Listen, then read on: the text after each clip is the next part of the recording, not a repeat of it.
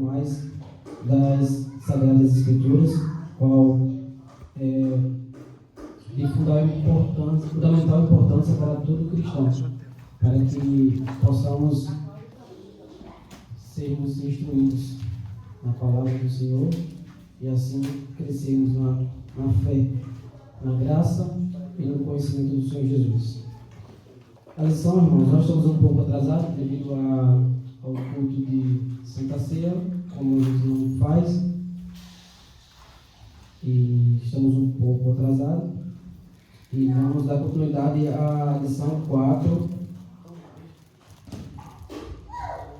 que tem por tema uma igreja cheia do Espírito Santo de Deus.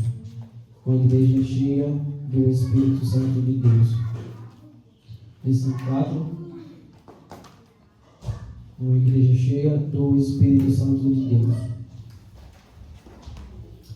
Gostaria que algum dos irmãos se prontificasse a ler o texto áureo e em seguida a verdade prática que está aqui no telão.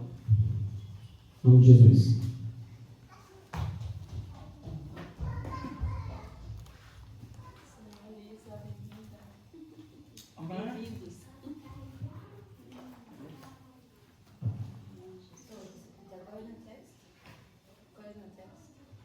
Bom, eu vou ler aqui para a gente já ver no tempo. Uma igreja cheia do Espírito Santo de Deus.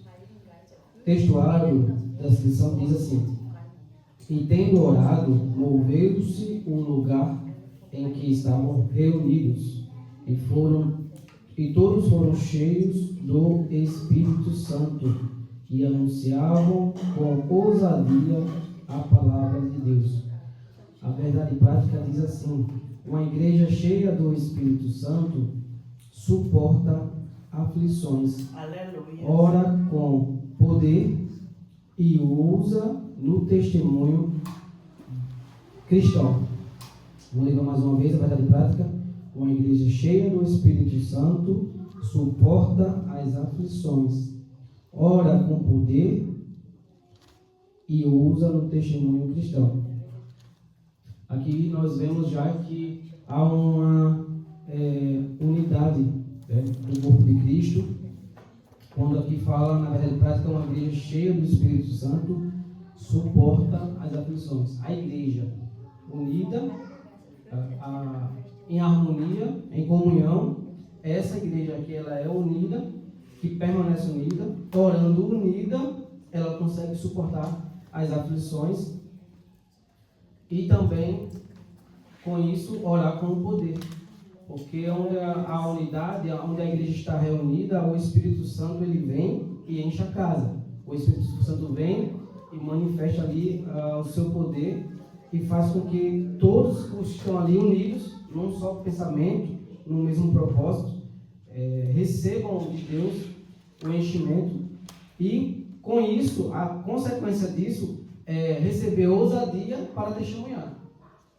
Então, é uma sequência, né? Você precisa estar orando juntamente com os irmãos, com o corpo de Cristo, pedindo para que o poder do Espírito seja manifesto, revelado, e assim, com o enchimento, possamos testemunhar com ousadia tudo aquilo que o Senhor nos ensina e vem nos ensinando, né? Hoje nós temos o privilégio de poder ter todo esse conjunto aqui de 66 livros para nos guiar. Eles tinham a Torá, né? E tinham os profetas e tinham o Espírito Santo.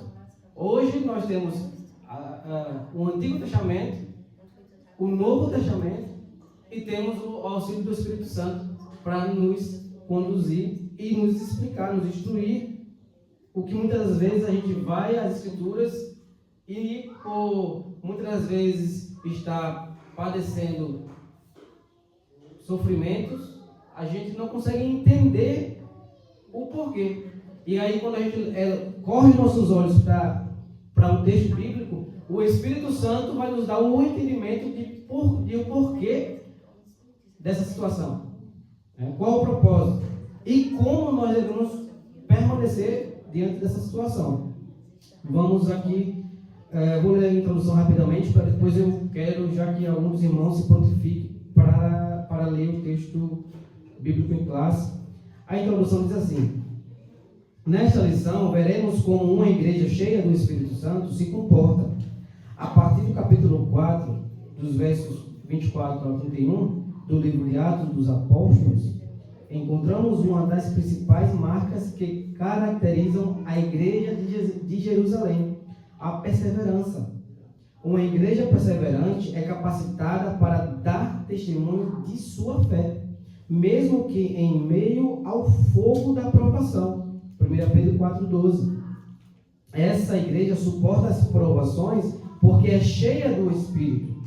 Por causa do Evangelho, ela renuncia ao seu próprio bem-estar e não aceita ficar na zona de conforto. Na verdade, sem a capacitação do Espírito, o corpo de Cristo não suporta as provas para cumprir sua missão no mundo. Outra marca de uma igreja cheia do Espírito Santo é a sua capacidade de orar com poder e por isso impactar o mundo ao seu redor. Essa oração fortalece a igreja, capacita a testemunhar de maneira eficaz. Da mesma forma, uma igreja cheia do Espírito Santo é marcada pela ousadia para proclamar o Evangelho com poder e por isso se tornar relevante para o mundo. Então nós temos que ter essa convicção do que é o Evangelho e do que nós temos que fazer, de como nós devemos nos portar nesse momento aqui. Porque Deus nos escolheu para esse tempo de lutas, aflições, aonde nós vemos aqui, principalmente aqui na Europa, onde as pessoas têm o prazer de desdenhar do Evangelho, de zombar da nossa fé, e é aonde o Espírito Santo deve ser buscado, deve ser desejado por nós, para que ele venha revelar o seu poder e nos capacitar para suportar e anunciar. Porque dentro desse tema, dentro dessa situação, nós precisamos ganhar almas. Deus nos trouxe aqui não só para ocupar cadeiras, mas para ganhar almas para o Senhor. E como nós devemos nos comportar diante dessa situação? Nós vamos ver aqui alguns pontos. E o primeiro ponto é uma igreja perseverante. Antes de entrar para o primeiro ponto, o Edmilson está traduzindo, vamos para a leitura bíblica em classe. Eu gostaria que alguns irmãos se prontificassem a ler a leitura bíblica em classe, Atos, capítulo 4, do verso 24 ao 31.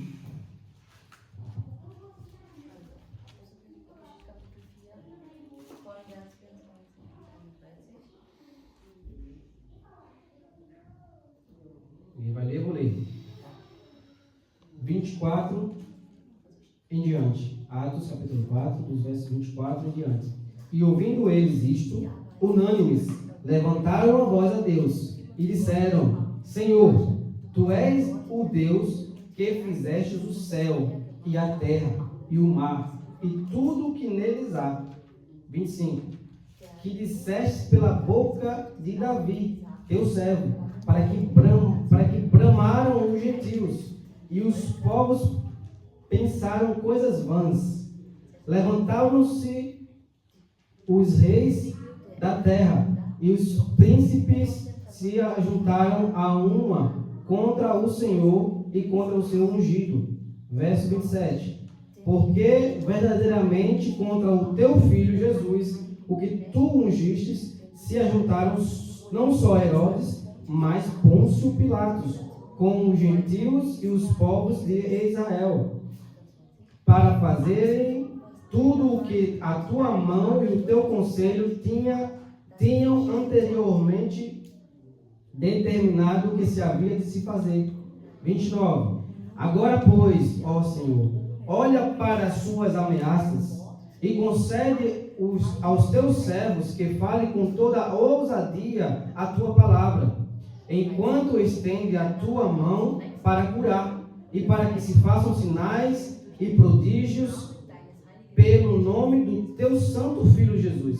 E o verso 31, e tendo orado, moveu-se o lugar em que estavam reunidos, e todos foram cheios do Espírito Santo e anunciavam com ousadia a palavra de Deus. Vejam que todos estavam unânimes, num só Espírito. E por estarem unânimes, com um só pensamento, um só propósito, o Espírito Santo se revelou a todos, encheu a todos e todos proclamaram. Então, o objetivo do Evangelho é para todo mundo. É para todos aqueles que estão aqui, independentemente se ocupam um cargo ou não, se é uma pessoa ativa. Eu falo aqui na frente, no púlpito, usando o microfone para proclamar o Evangelho ou não, temos como proclamar o Evangelho de muitas outras formas. Você pode, muitas das vezes, observando através do Espírito Santo, consolar um irmão que está do seu lado no culto. Às vezes o pastor, por conta das diversas atividades que tem na igreja, preocupações, ele não vai conseguir observar cada detalhe, cada ovelha. Mas você, como um irmão, uma irmã em Cristo, o Espírito Santo vai lhe dar essa sabedoria para observar e instruir esse irmão, que porventura possa estar passando por uma dificuldade. E aí você vai elevar o Espírito dela novamente com a palavra de Deus. Vai trazer uma palavra de ânimo. É para isso que serve o corpo de Cristo. O corpo de Cristo, todo o corpo de Cristo precisa estar ativo, para que a igreja venha a ser edificada. O propósito é toda a congregação ser edificada, porque aqui ficou claro, no verso 31, e tendo orado, moveu-se o lugar em que estavam, ou seja, todos reunidos, e todos foram cheios do Espírito Santo, e anunciavam com ousadia a palavra de Deus. Então, aqui não tinha ninguém de fora, estava todo mundo trabalhando, estava todo mundo em prol do Evangelho. E uma igreja que está nessa caminhada, irmãos, não tem como ela não avançar. Uma igreja que está com esse propósito fixo na sua mente, enraizado no seu coração, ela avança, ela amadurece, ela cresce, porque ela tem uma rocha, ela tem um fundamento, e nós estamos debaixo desse fundamento, que é o nosso Senhor Jesus Cristo, a nossa rocha inabalável. Amém, irmãos?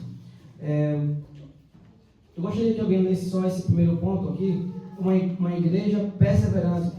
Ponto 1, suporta o sofrimento. Suporta o sofrimento. Pode ler aqui no telão. Ponto 1. Uma igreja perseverante suporta o sofrimento após a sua pregação junto à Porta Formosa. Pedro e João são levados presos, Atos 4, 3, né? E posteriormente ameaçados por pregarem o nome de Jesus, Atos 4, 17. Foi dito a eles que não falassem nem ensinassem no nome do Senhor, que está Atos 4, 18. A ordem era clara, mas os apóstolos estavam dispostos a pregarem o preço e não segui-la, perdão. Eles suportariam tudo por amor a Jesus, agiam com perseverança. Isso só foi possível porque Pedro, que falava por si e pelos demais apóstolos, havia sido cheio do Espírito Santo. O tempo verbal do grego, usado no versículo 8, tendo sido... Levanta, Lúdio. Glória a Deus. Aleluia, Jesus. Tendo sido onde eu parei, Jesus. Glória a Deus. Eles suportariam tudo com amor a Jesus. Glória a Deus. Eu vou terminar de ler aqui. A ordem era clara, mas os apóstolos estavam dispostos a pagarem preço e não segui-la. Eles eles suportariam tudo por amor a Jesus, agiam com perseverança. Isso só foi possível porque Pedro, que falava por si e pelos demais apóstolos, havia sido cheio do Espírito Santo. Atos 4:8 vai dizer assim, Atos 4:8, vou logo ler. Então Pedro, cheio do Espírito Santo, disse: autoridades e líderes do povo. O tempo verbal do grego usado no versículo, tendo sido cheio, demonstra que o apóstolo, que já havia sido batizado no Espírito Santo, no Pentecostes, em Atos 2:4, foi revestido novamente do poder do alto. Uma igreja continuamente cheia suporta as provas e o sofrimento. Eu achei um ponto aqui muito interessante, muito forte para falar nessa leitura inicial, quando fala que a ordem era clara, mas os apóstolos estavam dispostos a pagar o preço de não segui-lo. Porque qual era a principal palavra que tinha valor para eles? Era do Senhor Jesus. Era o que eles receberam em Atos 2, o revestimento para proclamar a palavra do Senhor. Foram cheios do Espírito Santo lá em Atos 2 e eles começaram a pregar, a anunciar o Evangelho. E eles estavam debaixo dessa autoridade. E eles entendiam que a autoridade terrena que estavam tentando paralisar eles não era suficiente para paralisar eles, porque eles estavam debaixo de uma autoridade maior. Então, quando eles obtiveram esse entendimento, eles entenderam que, apesar das perseguições, eles deveriam continuar. Vai vir perseguições, e eu estou pronto para isso, porque eu fui instruído para isso. Eu fui capacitado para presenciar isso, viver isso e passar por isso. Então, estar disposto.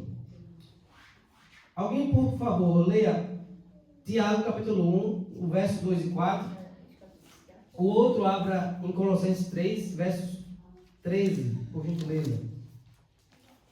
E um outro abra em Efésios 4, versos 2 e 3. O primeiro, Tiago capítulo 1, versos 2 e 4. O segundo, Colossenses 3, verso 13. E o quarto, e o outro irmão, Efésios capítulo 4, versos 2 e 3. Pode ir lendo. Quem achou, pode ir lendo.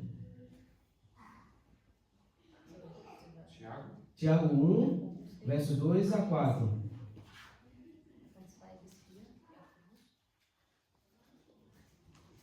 Tiago capítulo 1, versos 2 a 4. Tiago 1, dos versos 2 a 4 diz: Isso. Meus irmãos, tende por motivo de toda alegria o passardes por várias provações, sabendo que a provação da vossa fé, uma vez confirmada, produz perseverança. Ora, a perseverança deve ter ação completa, para que sejais perfeitos e íntegros, em nada deficientes. Glória a Deus. Vocês conseguem perceber a profundidade desse versículo? Pois, meus irmãos, considerem um motivo de grande alegria. Aleluia. Quantos hoje em dia têm esse sentimento de permanecer alegre em meio à tribulação, em meio à perseguição? Quando alguém está se levantando contra você, contra os perseguidores do Evangelho, está se levantando contra nós. Se alegrar. É só uma pessoa que está sendo cheia, permanecendo e sendo continuamente cheia do Espírito Santo de Deus. Pois vocês sabem, verso 3, pois vocês sabem que a prova da sua fé produz perseverança. O Tiago aqui está colocando aqui na consciência de cada um de nós que nós sabemos. Ele está dizendo, vocês sabem. Vocês sabem que a prova da sua fé produz perseverança. É como está dizendo assim, olha, Luna, quando você está sendo provada, não se preocupe, se alegre, porque essa aprovação vai te dar mais força. vai te fazer mais Aleluia. capacitada, vai te dar mais energia para perseverar na fé, na leitura da palavra, na comunhão com os irmãos, participando da oração, no partir do pão. Então é isso que ele está dizendo. Vocês sabem. Lembrem-se, se vocês esqueceram, lembrem-se que vocês sabem que a prova da sua fé produz perseverança. Então, fiquem firmes, se alegrem, Aleluia. tenham alegria. Aí ele vai continuar, verso 4. E a perseverança deve ter ação completa, a fim de que vocês sejam maduros e íntegros, sem que lhe falte coisa alguma. Meu irmão, isso aqui nos dá uma visão muito mais ampla do que nós devemos fazer, aplicar na vida cristã. Porque nós olhamos para a nossa realidade e nós olhamos para a nossa realidade e vimos um monte de obstáculos. Seja na escola, seja no caminho que você está levando seu filho para uma creche, como eu levei uma vez o Vinícius, o Nicolas, fui buscar o Nicolas com o mais velho, o Vinícius, e 2 homens esperou virar as costas para poder se beijarem para o meu filho ver, propositalmente. Então, como é que eu devo me comportar? Eu devo lembrar ele do que ele aprendeu. Eu ensinei a ele o que é certo e o que é errado. Quando isso aconteceu, ele me falou e eu instruí. Você lembra do que seu pai ensinou há alguns dias atrás? Qual é a referência de casal que Deus criou? Qual é a referência de casal? Ele lembrou do que eu ensinei para ele. Ele disse: casal é esse aqui, papai. É homem e mulher. Aí eu perguntei para ele: você sabe o que vai acontecer com quem estão seguindo esse modelo errado? Ele disse: sei, papai. Para onde que vai? Eles vão para o inferno, papai. Eu falei: pois é, nós estamos caminhando para o céu.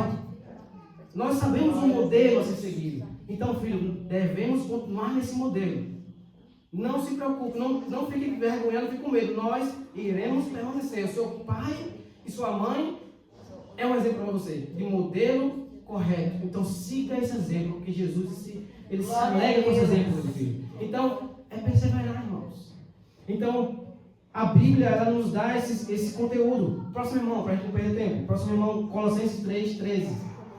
Suportando-vos uns aos outros, perdoando-vos uns aos outros. Se alguém tiver queixa contra o outro, assim como Cristo vos perdoou, assim fazeis vós também. Glória a Deus. Aí, vamos para um outro ponto. Porque nós vivemos em um período que as pessoas têm procurado igrejas com um visual deslumbrante, né? Com características que agradem os seus olhos, que tenham uma boa banda, tenha uma boa orquestra. Tem muitas igrejas que têm essa capacidade de ter um grupo de orquestra. Eu acho que a igreja da Espanha tem jovens que tocam outros órgãos, né?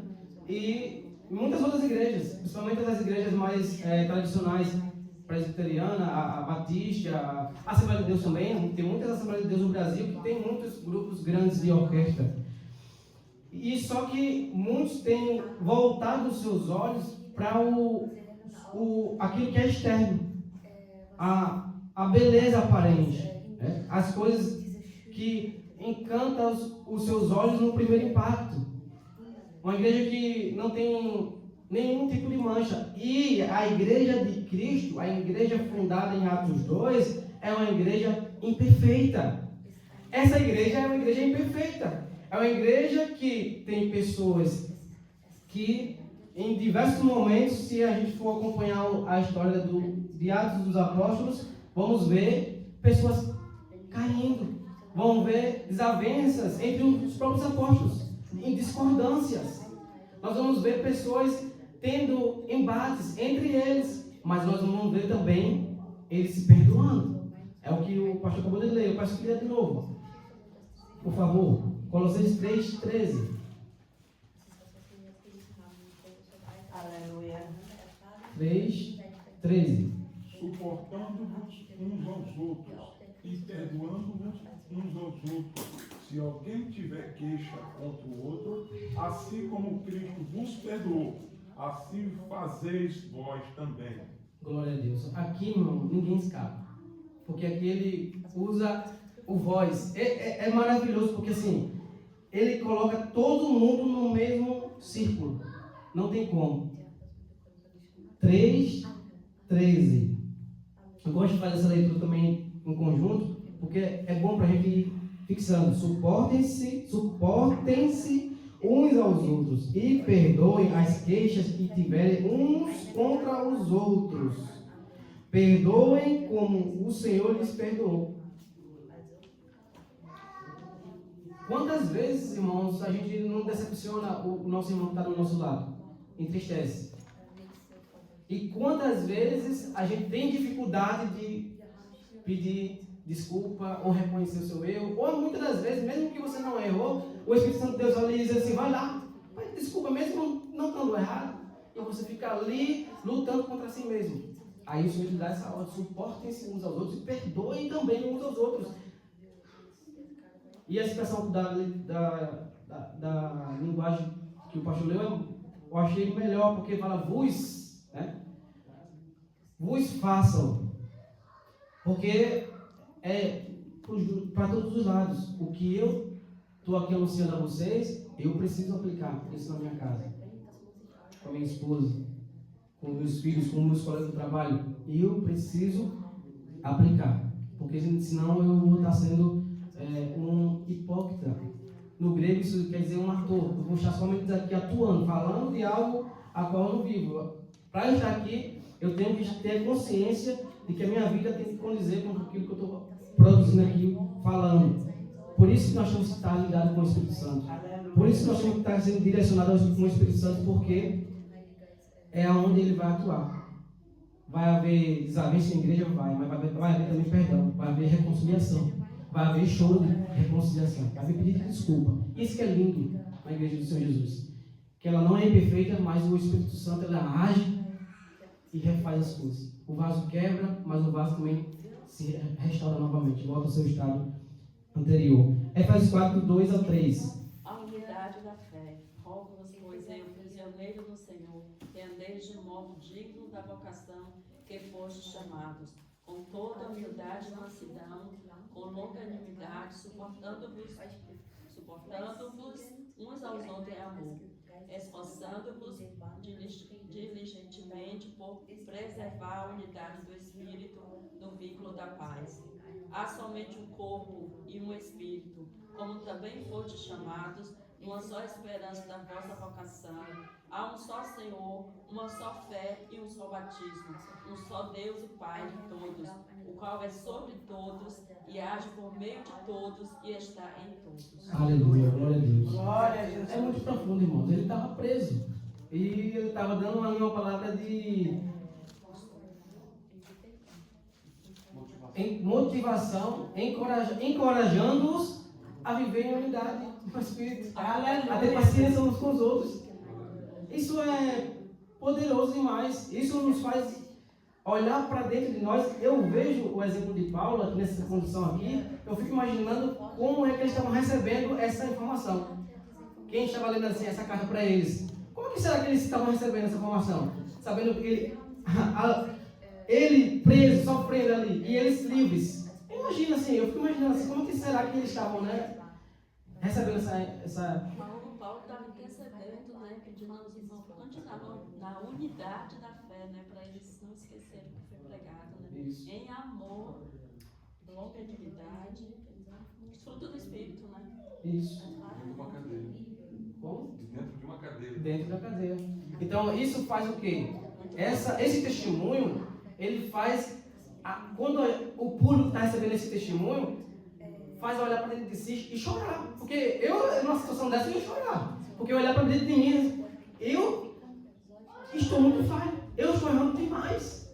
Porque eu estou livre. E eu estou olhando para o lado, às vezes, se queixando com o meu irmão, porque fez alguma coisinha comigo, mexeu alguma coisa. Ao invés de eu resolver com ele, sentar e conversar, chorar junto, e abraçar e resolver a situação, eu estou chateado. É verdade. E alguém está lá preso. E alegre, esse tipo com alegria, para você ficar firme e feliz. É verdade. E isso faz a gente olhar para dentro assim, se envergonhar. É esse o poder do Evangelho. Ele faz a gente olhar para dentro de nós, expõe o nosso pecado, e o resultado disso é choro, arrependimento. E querer uma vida transformada, uma vida nova. Você não quer outra coisa, você quer se reconciliar com quem você está tendo, seja lá o que for, irmãos. Às vezes é uma coisa pequena, às vezes é uma coisa grande, mas se reconcilie. Seja feliz em Cristo Jesus. Não deixe os problemas que acontecem, que é natural da vida, bloquear a sua caminhada cristã. Impedir o seu crescimento na graça, na fé, no conhecimento. Muitos têm se paralisado por conta disso. Porque não conseguem resolver as suas questões simples. De encarar, olhar no olho. Hoje é difícil olhar no olho. De marcar vamos tomar um café? Vamos resolver a situação? Vamos conversar? E, irmão, me perdoe. Mas que você, no fundo, você sinta que você está com mais razão do que ela. Mas deixa a razão de lado. Deixa o Espírito guiar. Deixa a presença do Senhor invadir. É Ele que guia a nossa vida. A partir do momento que a gente vai a Cristo, em Romanos capítulo 6, a gente morre com Ele para o pecado. Morreu com Cristo. Você pode ler os primeiros versículos de Romanos 6. Nasce uma nova criatura. O velho, ele fica para trás. Então eu passo a ser dele. Eu vou ser propriedade exclusiva do Senhor Jesus. Então eu não pertenço mais a mim mesmo. Eu sou dele. Você é dele. Então você tem que obedecer à instrução dele. Senão você não nasceu de novo. É o que nós aprendemos na outra ministração. No encontro de Jesus, de Nicodemos com Jesus. E nós precisamos viver como quem nasceu de novo. Amém, irmãos? Alguém quer compartilhar alguma coisa desse ponto? Se quiser, pode levantar a mão e compartilhar. Se não, vou continuar. Vamos para ponto 2. Não negocie os seus valores. Não negocie os seus valores. Vou ler rapidamente aqui para a gente não perder tempo. Quando a classe sacerdotal intimou os apóstolos e lhes deram ordem expressa para que eles não falassem nem ensinassem no nome do Senhor Jesus, a resposta dos apóstolos foi: julgai vós se é justo diante de Deus ouvir-vos antes a vós do que a Deus. Atos 4:19. Atos 4:19. Foi essa fala aqui. Quem está aberto aí com ela pode ler novamente para mim, por favor. Atos 4:19. Glória a Deus. E respondendo, porém, Pedro, João, e lhe disseram: julgai-vos e ser justos diante de Deus, e ouvir-vos antes a vós do que a Deus. Glória a Deus. Aqui, eles estavam diante de pessoas que tinham conhecimento da lei. Doutores, escribas, fariseus, tinham pessoas que tinham conhecimento. Mas ele pegou esse conhecimento que eles tinham e colocou Deus acima, a qual eles tinham um extremo zelo. Porque nós aprendemos no culto passado, no encontro de Jesus com Nicodemos, que eles eram extremamente zelosos. Eles tinham um zelo extremo. Só que nós vemos ali na conversa de Jesus com o doutor da lei, não me lembro agora o versículo que eu citei no culto passado, quando Jesus pergunta, ele pergunta: mas o que nós faremos para herdar o reino dos céus? E aí Jesus responde com uma pergunta: me diga você. Aí ele vai responder com Deuteronômio 6:5, que é um dos versículos mais citados de quem é judeu. E aí quando ele responde sobre amar ao próximo como a ti mesmo, com toda a sua força, com toda a sua alma, e ele acrescenta uma palavra a mais, com todo o seu entendimento. Aí Jesus ele vai e propõe ali ele aplicar: faça isso e você terá a vida eterna. Faça isso e você viverá. E aí confrontou. Por quê? Porque ele se confrontou a si mesmo. Quando ele cita aquilo que ele tanto zela, ele percebe que ele não pratica aquilo que ele tanto zela. E aí no versículo seguinte ele vai se justificar. E eu estou citando só isso aqui para mostrar que Pedro fez a mesma coisa com João. Ele fala assim: julgai vós. Ele coloca nas mãos deles: olha, observem vocês, julgai vós Mas Pedro e João responderam: julguem os senhores mesmos, se é justo aos olhos de Deus obedecer aos senhores e não a Deus. Aí ele colocou: eu vou estar me submetendo a vocês antes de Deus? Ou ao contrário? E isso deixou de ser argumento. Então, o crente precisa estar ciente de quem ele serve. Ciente de quem ele está se submetendo todos os dias. Para que quando vier a afronta, você não é justo eu atender o seu comando antes de consultar o meu Deus? De ouvir a direção do Senhor? E aí, isso traz um agravante para muitos de nós dentro das igrejas. Porque existem muitos que estão colocando palavras sendo movidas por emoção. Não dá nem a chance a pessoa orar ao Senhor. Lança algo e a pessoa não tem nem a oportunidade de orar ao Senhor em secreto, pedir ao Senhor confirmação, ter um tempo de oração com Deus e dar um comando assim, porque a Bíblia nos instrui também a julgar as profecias. Nós precisamos julgar as profecias, não o profeta, o que está lançando a mensagem, mas a profecia. Analisar se a profecia ela vem de Deus. E como a gente vai analisar? Lendo, orando, pedindo direção ao Senhor. Orando, jejuando, lendo, como os bereanos faziam, quando Paulo estava ali pregando, eles iam ali às escrituras para ver se o que Paulo estava pregando no seu discurso estava de acordo com a lei. Então ele coloca isso para eles. Então ele não negocia com seus valores. Ele não, eu não vou negociar, eu não vou parar de pregar, porque Deus foi quem nos constituiu como apóstolos. Eu não vou parar. Está só começando. Está só no início. Eles queriam parar o que estava começando. Então ele disse: olha, vocês não têm a capacidade de nos impedir. Julguem vós mesmos se é certo atender a vocês ou a Deus primeiramente. E aí deixou eles sem resposta. Por quê? Porque eles sabiam que eles estavam ali nesse ponto com razão. Porque é assim, irmãos, quando a gente está com a ousadia no espírito, o inimigo ele fica mudo. Mas é com ousadia no espírito, é com sabedoria. Não é falar porque você tem um conhecimento e sair falando achando que você pode falar o que você quiser na hora que você quer. Não, é no Espírito de Deus. Aleluia. É guiado pelo Espírito de Deus. Convicção. Antes de eu passar para esse terceiro ponto, abra comigo e leia alguém, por favor, rapidamente. 2 Coríntios 2,17 e um outro abra 2 Timóteo 2, do 11 ao 13, para que a gente tenha um respaldo bíblico também nesse ponto que a gente acabou de comentar. Timóteo? 2 Timóteo 2, capítulo 2, versos 11 ao 13, e um outro abre 2 Coríntios, capítulo 2, verso 17. 2 Coríntios, verso 17, que diz: porque nós não somos como muitos falsificadores da palavra de Deus. Antes falamos de Cristo com sinceridade, como de Deus, na presença de Deus. Glória a Deus. Louvado seja o nome do Senhor. 2 Timóteo 2, Isso. 11. 11 ao 13. Fiel é esta palavra. Seja morremos com ele, também viveremos com ele. Se perseveramos, também com ele reinaremos. Se o negamos, ele, por sua vez, nos negará. Se somos infiéis, ele permanece fiel, pois de maneira nenhuma pode negar-se a si mesmo. Glória a Deus. Então nós estamos convictos, nós sabemos o Deus que nós servimos. Estamos aqui porque nós somos convictos da nossa fé.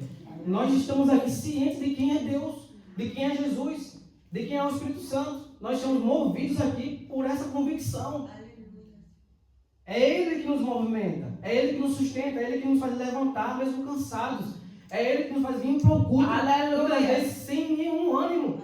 É o Espírito Santo de Deus, porque nós estamos convictos e nós não negociamos isso. E muitos estão negociando. Estão negociando por propostas, coisas que vão te saciar por um curto tempo, com propostas terrenas. E o que o Espírito Santo de Deus está nos oferecendo diariamente é eterno, é do alto, é para a eternidade, é daqui para a eternidade. É quando encerrar aqui o nosso fôlego de vida, eternidade.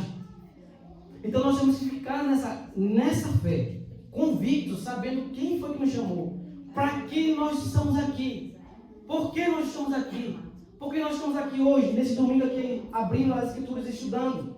Precisamos entender, ter essa convicção e não negociar. E quando vier alguém tirando o foco da palavra, do propósito que é a salvação, o perdão do pecado, o arrependimento, é repreender com sabedoria e mansidão. Meu irmão, minha irmã, vamos orar, vamos ler mais a Bíblia. Não é isso que o Senhor está ensinando.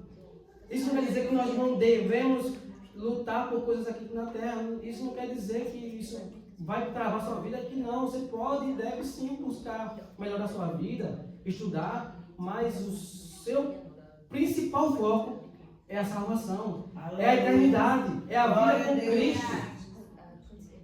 É disso que a gente tanto fala e tanto bate na tecla. É esse o objetivo. Você pode sim se capacitar e deve, mas o nosso principal objetivo é ganhar almas para o Senhor Jesus. É arrancar vidas da escravidão, do pecado, nas mãos do inimigo que estão aí drogadas, sujas, do lamaçal do pecado. A gente pegar assim, meu irmão, se levante. Deus tem uma vida nova para você. Glória a Deus. Testemunhar com ousadia, tão convicto. Ponto 3. Estar convicto da sua fé. Veja o versículo 4, capítulo 4, verso 20. Quem pode ler? 4:20. Estar convicto da sua fé. É o ponto 3. Isso, Atos 4:20. Por favor. Pois nós não podemos deixar de falar das coisas que vimos e ouvimos. Glória a Deus. Como que eu posso, irmãos? Depois de tudo aquilo que você presenciou, eu olho para trás, para as experiências que eu já tive com Deus, e eu fico olhando assim, muitas vezes cansado, no momento, em uma semana, e o Espírito Santo me lembra e me faz olhar para trás. Olha a sua caminhada, cara. Olha o que eu fiz com você. Vai olhar para trás agora? Vai abandonar o barco agora? E logo eu fico compungido, né? Como fala lá em Atos 38. Ele se compungido, você se contrai de vergonha, porque ele lembra quem você é em Cristo Jesus. Eu te salvei, meu irmão. Eu te dei vida. Olha para o que eu fiz na tua vida. Vai desanimar agora? Por conta de um desânimo? Ou de algo que lhe fez ficar triste? Alguma coisa que você viu? Levanta a cabeça, olha para mim. Jesus o tempo todo falando com os discípulos, com aquelas pessoas que eles curavam. Olha para mim, não olha para a dificuldade. Nós temos aquele exemplo bem específico daquele cara que tinha 38 anos paralítico, né? Diante daquela tanque de Betesda. Eles tinham aquela crença de que o anjo movia ali. E o Senhor fez ele olhar para ele e perguntou: você quer ser curado? Olhando para ele, você quer ser curado? Porque a salvação, a cura, o ânimo, o renovo é em Jesus. Aleluia. O que faz muitas vezes a igreja parar é porque a gente está olhando para a fraqueza do nosso irmão, ao invés de olhar para Jesus. Se você olhar para a fraqueza do seu irmão, a igreja vai ficar fraca. E ao contrário, você precisa olhar para Jesus para se manter forte. E o que estiver fraco, olhar para você e se fortalecer e voltar a ficar forte. Glória a Deus. Porque é a planificação do corpo do Senhor, a igreja do Senhor Jesus. Então, ao contrário, a gente está entrando num caminho inverso. E eu louvo a Deus por essa palavra, porque isso nos traz de volta. Às vezes a gente vem para cá para o culto de ensino, ou culto normal, sonolento, cansado, e acontece porque a gente está sofrendo lutas, está cansado do trabalho, que a gente precisa trabalhar aqui para sobreviver. Mas vem aí o Espírito Santo de Deus com essa palavra aqui poderosa, com esse estudo, e nos levanta. E nos faz olhar para frente e dizer assim: não, eu preciso melhorar. Eu preciso melhorar meu comportamento. Eu preciso lavar meu rosto e olhar para frente. Mudar mais meu comportamento, melhorar mais meu comportamento. Ser mais manso, ser mais humilde, ser mais forte. Louvado seja Deus. Glória a Deus. Boa essa palavra, irmãos. É maravilhoso falar sobre Jesus. Estudar sobre essa palavra nos eleva nosso coração. Eu confesso que eu venho sentindo esse impacto também na minha carne. De sentir tristeza por conta desse ambiente tenebroso que nós vivemos aqui em Berlim, na Europa. Isso mexe constantemente com a gente. Mas quando a gente está aqui, eu estou aqui hoje com vocês estudando, o Espírito Santo está me renovando. Aleluia! Glória a Deus! Convicto da minha fé. Glória a Deus. É onde ele me lembra que essa é a característica de um crente fiel que tem que permanecer assim. Não é pecado ficar fraco, não, irmão. Não é pecado ficar triste, não. Mas temos o Espírito Santo para nos levantar novamente. Aleluia. Levanta, mulher. Levanta, homem. Você consegue mais um pouco. Glória Mais a uma Deus. milha. Mais outra milha. O Espírito Santo está aqui disponível para nós, irmãos. Temos que buscá-lo. Temos que querê-lo. Desejá-lo. Glória a Deus. Aleluia! Convicta da fé. Convicto da fé. Uma igreja que ora com poder. Tópico 2. Orando com propósito.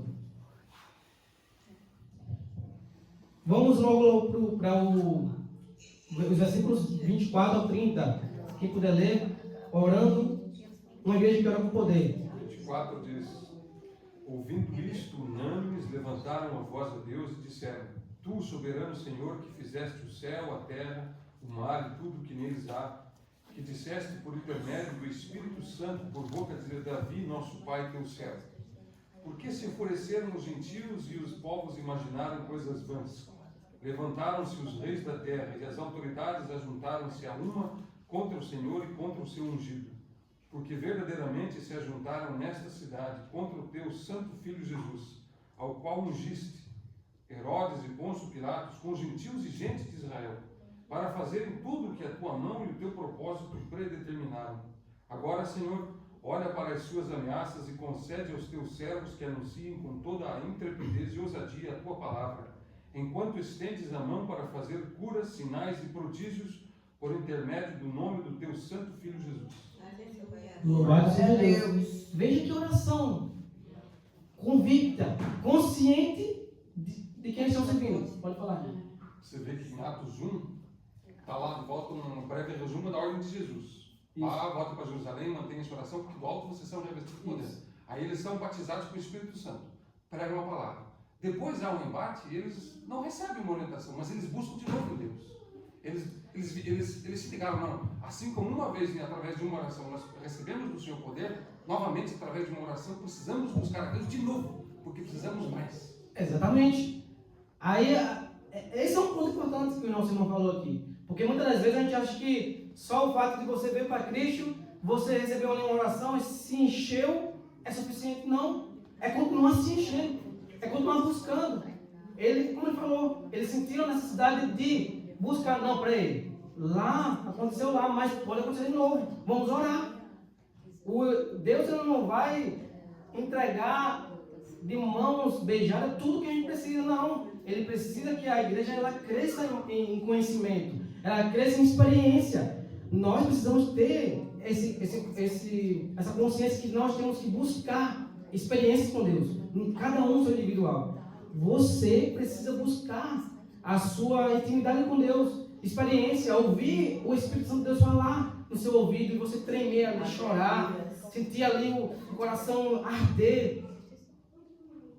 Mas essa convicção que eles tinham era unânime, como a gente falou no começo, né? Eles tiveram esse entendimento e pediram, clamaram. E essa oração, veja a oração como ela é uma oração convicta. 24 ao 30, não foi isso? Isso, 24 ao 30. Ouvindo isso, levantando juntos a voz, levantaram junto a voz a Deus, dizendo: ó soberano, tu fizeste o céu e a terra. O verso, vou pular aqui, para o 28. Fizeram o que o teu poder e a tua vontade haviam decidido de antemão que acontecesse. Verso 29. Agora, Senhor, considera as ameaças deles e capacita os teus servos para anunciarem a tua palavra corajosamente. Aleluia. É mais ou menos assim: Senhor, o que nós estamos pedindo é que o Senhor só observe para o que eles estão fazendo. Mas nós não estamos pedindo para que o Senhor tire eles no nosso caminho. Nós estamos pedindo, olha o que eles estão pedindo. Mas, estenda a tua mão para. Versículo 29. Agora o Senhor considera a ameaça deles e capacita os teus servos para anunciar a palavra corajosamente. Nós não queremos que o Senhor tire os obstáculos na nossa frente. Nós queremos que o Senhor nos dê coragem, ousadia, força para passar por eles. Eu não quero que o Senhor deixe o caminho aberto, não. Eu não oro para que o Senhor facilite o nosso caminho. Eu oro para que o Senhor nos dê coragem. Aleluia! Porque eles entendiam que isso foi o que Jesus, no seu ministério terreno, juntamente com eles, ensinou. Vocês padecerão perseguições. Lembra de, acho que foi antes de ele enviar os 70, de 2 em 2. Eu os envio a lobos. Ele instruiu os discípulos. Eles foram instruídos, só que agora eles estavam sendo orientados pelo Espírito Santo. Conduzidos pelo Espírito Santo. E também agindo em conjunto. Não esperando que o Espírito Santo fizesse tudo, porque às vezes a gente fica confortável, né? Esperando sempre a igreja servindo, o Senhor servindo. E a igreja não é um restaurante. A igreja não é um lugar que você vai se servir no self-service. Você precisa buscá-lo. Você precisa adorá-lo. Você precisa estudar para conhecê-lo. Não tudo, porque nós não temos como conhecer a Deus todo o seu poder, mas o suficiente para que nos mantenha de pé. Amém? Glória a Deus. Glória a Deus. Louvado seja o nome do Senhor. Orando em unidade, orando com propósito, foi isso? Foi. Então tinha um propósito na oração. Orando em unidade. Falamos já sobre isso também. Falaram junto, oraram junto em unidade, no mesmo pensamento. Orando fundamentado na palavra de Deus, ao ponto 3. Eles oraram e citaram os Salmos 2, os versos 1 ao 2. Ou seja, a nossa oração tem que ser também uma oração consciente. É uma oração de uma pessoa que sabe o que está orando. Porque tem uma vida de oração. Tem uma vida não só de oração, mas tem uma vida de leitura da palavra diária. Tem uma vida devocional de leitura. É importante, irmãos, não só termos uma vida de oração diária, mas também ter uma vida de oração diária, mais o devocional diário, a leitura diária. Porque a gente vai orar com entendimento. Eu acho que é 1 Coríntios capítulo 14 que vai falar sobre os dons. O 12 vai falar sobre a questão dos diversos tipos de dons. E o 14 vai organizar. Ele vai organizar ali a igreja do Senhor, vai orientar a igreja do Senhor Jesus para dirigir ali o caminho e levar eles entendimento. E ele fala no capítulo 14 de 1 Coríntios sobre a oração com entendimento. Muitas pessoas têm orado sem propósito nenhum. É uma oração agoniada. Oração com um misto de tribulação, inquietação, ansiedade, e você não consegue orar, porque a sua ansiedade, a tribulação não te deixa orar. Só que aqui nós estamos vendo pessoas que estão pedindo ousadia, coragem para enfrentar os problemas. E aí quando você tem esse entendimento, você consegue orar também com ousadia. Você consegue orar sem medo. A ansiedade não paralisa, o medo não paralisa. Aí você consegue olhar com entendimento.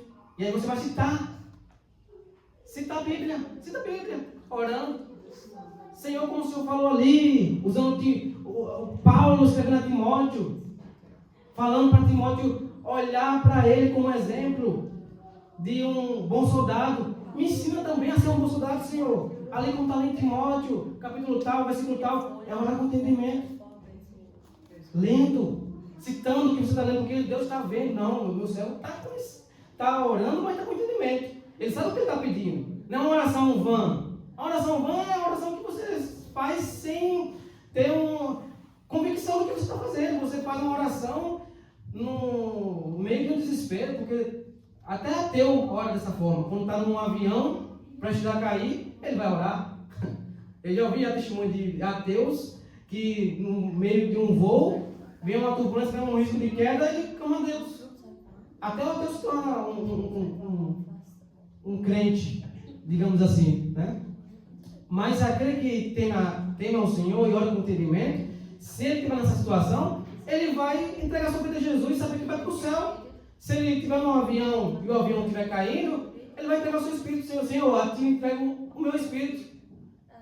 Guarda a minha família, guarda a minha casa, cuide dos meus filhos, seja lá quem for que estiver naquela situação, e vai para o céu com Jesus ali tranquilo. Eu sei que não tem como ficar 100% tranquilo, né? Mas o cristão que tem a convicção para onde vai, depois que nasce em Jesus Cristo, nasceu de novo, ele precisa saber que vai estar com Deus.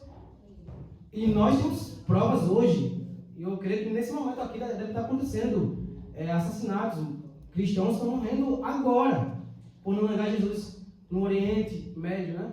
Pessoas que estão aí permanecendo fiéis e morrendo por amor a Jesus, por não negar o Evangelho. Então, se eles têm a capacidade de morrer, sendo muitas vezes decapitados, por não querer negar Jesus, nós também temos que ter essa convicção de que se formos postos à prova e ameaçados até mesmo de morte, não entregarmos a nossa salvação para o inimigo. Amém? Glória a Deus. Vou encerrar aqui com esse tópico aqui. A ousadia no exercício dos dons é muito importante, que é do tópico 3 da lição, né? Uma igreja ousada no seu testemunho. E eu vou para esse tópico 2, esse ponto 2 da última etapa aqui da lição. Ousadia no exercício dos dons espirituais. O evangelista nos informa que tendo eles orado, todos foram cheios do Espírito Santo, conforme está lá em Atos 4:31. No ensino de Lucas, como em Paulo, 1 Coríntios capítulo 14, verso 12, Efésios 5:18, o enchimento do Espírito Santo está diretamente relacionado à prática dos dons espirituais na igreja cristã. Uma frase, não se trata, portanto, apenas de um uso de uma frase de efeito. No livro de Atos dos Apóstolos, é o Espírito Santo quem dá o crescimento da igreja e opera milagres extraordinários, não somente por meio dos apóstolos, mas também pelos demais cristãos. É a ação do Espírito de Deus entre eles que realiza essas obras. Devemos, portanto, nos encher do Espírito Santo para que os seus dons tragam edificação à igreja.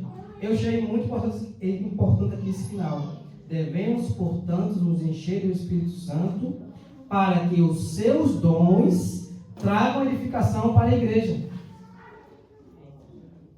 Porque eu acho importante a gente pontuar aqui para encerrar. Porque, irmãos, muitas pessoas têm usado os seus dons dentro das igrejas para exaltar a si mesmo, para se promover.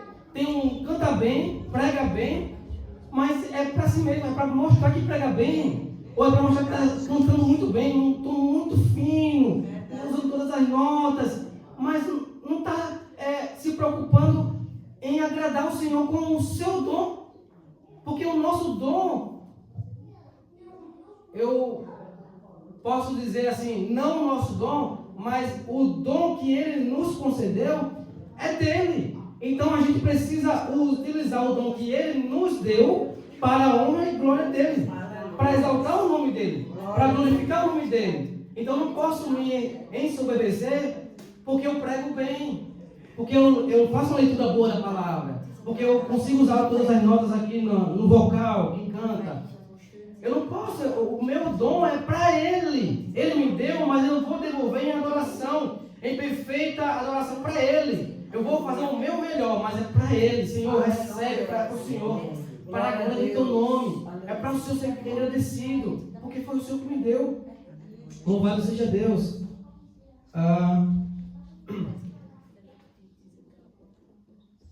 Isso. Eu quero que alguém, por favor, leia 1 Coríntios capítulo 14, verso 12. Que a gente vai encerrar aqui agora. Em nome de Jesus. 1 Coríntios 14, verso 12. 12 diz: assim também vós, visto que desejais dons espirituais, procurai progredir para a edificação da igreja. Louvado seja Deus. Aleluia. É interessante, sim. Ele vai fazer, é o que eu acabei de falar. Ele vai fazer uma advertência, uma orientação, mas já com uma advertência, né? 1 Coríntios 12, né?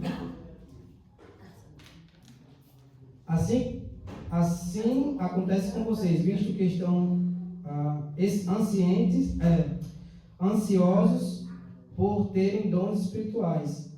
Procurem crescer naqueles que trazem edificação para a igreja. Lê de novo aí, meu irmão Francis, por favor. E ele diz: assim também vós, visto que desejais dons espirituais, procurai progredir para a edificação da igreja.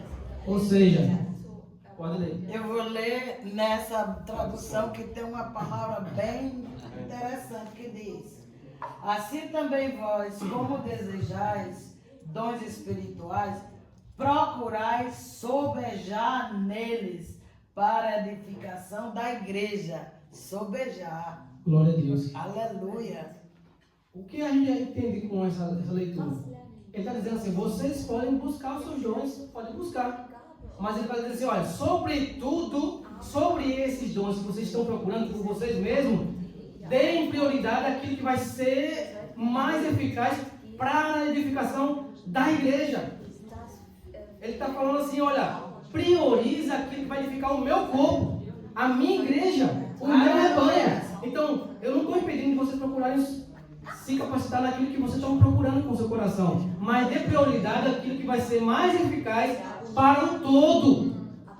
É tipo assim, observem e olhem atentamente para o todo, porque a igreja precisa toda. Não procure só se capacitar para você ficar se enchendo dentro da sua casa, sendo cheio do Espírito Santo na sua casa. O Espírito Santo de Deus quer que você transborde para a igreja. Não edifique a si mesmo sozinho o tempo todo. Transborde para o corpo de Cristo. É isso que está dizendo. Não deixe de procurar para vocês. Se edifiquem também na sua casa. Procurem se aperfeiçoar naquilo que você gosta de ter na sua casa para se satisfazer em Cristo Jesus. Mas não deixe de observar aquilo que é importante para o corpo, para os seus irmãos, os membros, os outros membros, o braço, a mão, a perna, o pé. Pense no todo o corpo.